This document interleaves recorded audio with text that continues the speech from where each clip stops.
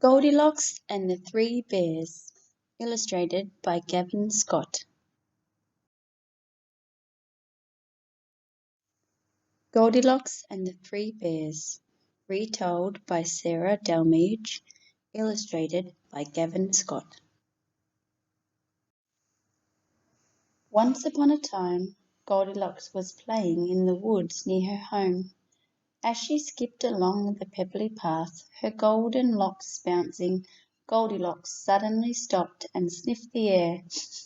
A yummy smell was coming from the middle of the woods. Rumble, rumble. As her tummy grumbled loudly, Goldilocks followed the delicious smell. She soon found herself in front of a little house. "I wonder who lives here," she said. Goldilocks knocked loudly on the front door. Knock, knock, knock. But on the last knock, the door swung open. There was no one at home. Goldilocks saw 3 bowls of porridge on the kitchen table. "I'm sure no one will mind if I have a little taste of this porridge," she told herself. Goldilocks ate a spoonful of porridge from the biggest bowl. "Yuck!" she cried. "This porridge is far too cold." Goldilocks tried the medium-sized bowl. "Ouch!" she gasped. "This porridge is far too hot." Finally, Goldilocks took a little mouthful from the smallest bowl. She sighed. "This porridge is perfect," and she ate it all up. Then Goldilocks went into the living room for a rest. She saw a big chair, a medium-sized chair, and a tiny little chair. Goldilocks climbed onto the biggest chair. "This chair is too big," she said. Next, Goldilocks clambered onto the medium-sized chair.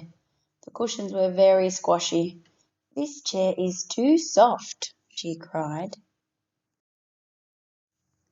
Then Goldilocks tried the tiny chair. "This chair is perfect," beamed Goldilocks. She was just getting comfortable when, crack, the chair broke into pieces. "Oh no!" Goldilocks gasped. "Perhaps I should lie down instead." Upstairs, Goldilocks found a big bed, a medium-sized bed, and a tiny little bed. When she jumped on the big bed, it was too hard. The medium-sized bed was too soft for bouncing, and the little bed was perfect. Goldilocks sighed happily. Ah, and the little girl crawled under the covers and fell fast asleep.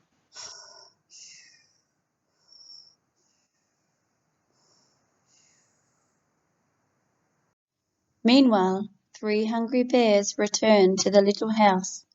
They had been for a walk while their hot porridge cooled down, but the door was already open, and there were muddy footprints in the hall. "Someone's been eating my porridge," roared Daddy Bear. "Roar!" "Someone's been eating my porridge too," growled Mummy Bear. "Look," squeaked Baby Bear, "my porridge has all gone." The 3 bears went into the living room. "Someone's been sitting in my chair," roared Daddy Bear. "Someone's been sitting in my chair too," growled Mummy Bear. "Someone's been sitting in my chair," squeaked Baby Bear, "and they've broken it." Suddenly, the 3 bears heard a noise coming from upstairs. "Someone's been sleeping in my bed," roared Daddy Bear as he stepped into the bedroom. "Someone's been sleeping in my bed too," growled Mummy Bear, straightening the cover. "Someone's been sleeping in my bed," squeaked Baby Bear, "and she's still there." Goldilocks woke up with a start and screamed, "Ah!" The three bears watched in surprise as she ran off through the forest as fast as her little legs would carry her. And guess what? The three bears never saw Goldilocks again. The end.